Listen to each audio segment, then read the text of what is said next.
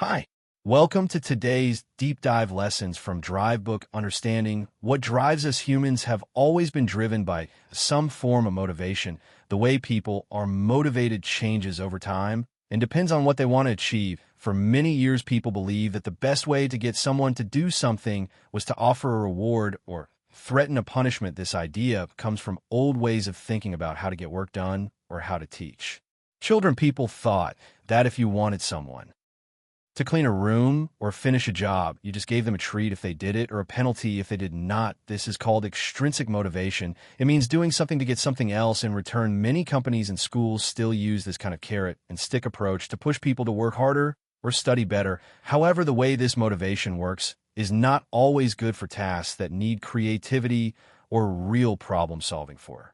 Example, when a child is given money to read books they might read, only to get the money and not because they enjoy the stories or want to learn. Extrinsic rewards can sometimes reduce the natural interest people have in a task.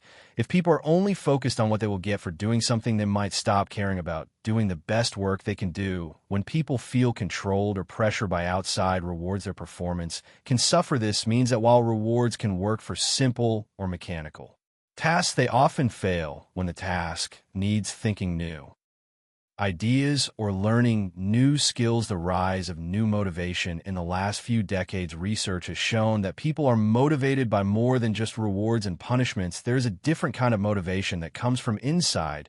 This is called intrinsic motivation. It means doing something because it is interesting or enjoyable by itself, not because of money or praise. For example, a musician who plays an instrument because they love music, or a scientist who experiments because they want to discover new things. Intrinsic motivation leads to higher satisfaction and better performance. In many cases, this kind of motivation is important for creativity, innovation, and personal growth. Many successful companies have started to use this knowledge to change how they manage their workers. They have realized that if they give people freedom to choose how to do their work, and if they support their sense of purpose, people will work harder and better. This new approach is based on trust and respect rather than control and reward. Three elements of true motivation. To understand intrinsic motivation better, it helps to look at three key elements that support it. These elements are autonomy, mastery, and purpose. Autonomy means being able to decide what to do, how to do it,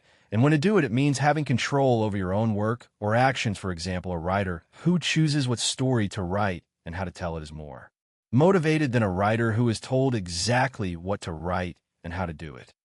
Mastery means the desire to get better at something. It is the drive to improve skills and become an expert. This can be seen in athletes who practice every day or in craftsmen who perfect their art. Purpose means having a reason for what you do that is bigger than just making money. It means feeling that your work matters and helps others. For example, a doctor who treats patients not only to earn a living, but because they want to save lives has a strong sense of purpose. When these three elements come together, people become deeply motivated and engage. The problem with old motivation systems, many workplaces still rely on outdated motivation methods based on rewards and punishments. These systems often use bonuses or penalties to push employees to do more. This can cause problems. When people are focused only on rewards, they may take shortcuts, cheat, or avoid risks because they want the easy way out. This reduces creativity and long-term success. For example, a sales team might push to sell as many products as possible,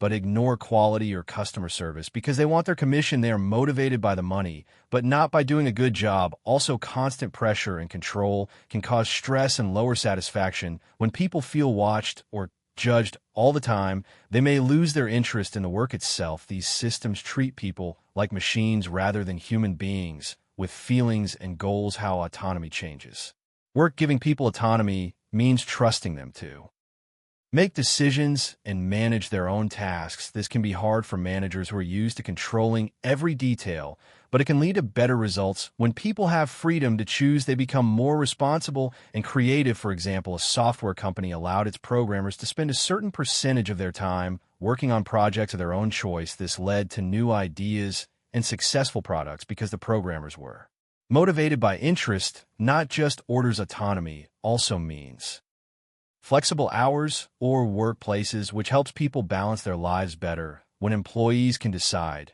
win, and where they work, they feel less stressed and more productive. This shows that motivation is not just about money or awards, but about respecting people's needs and choices. Thank you for listening, and please like the video and subscribe for more great upcoming content that will put you in top 1% people in the world.